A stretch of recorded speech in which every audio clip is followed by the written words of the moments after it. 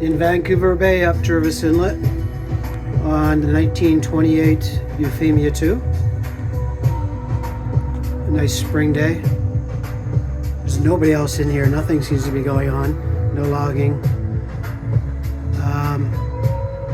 And I'm waiting for slack tide at Seashell Rapids to go inside Seashell Inlet.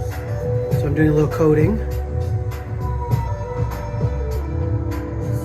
Just did the dishes. Had lunch and did the dishes.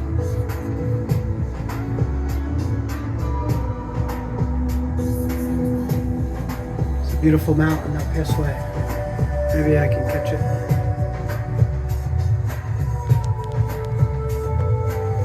Of course, there's just mountains everywhere here.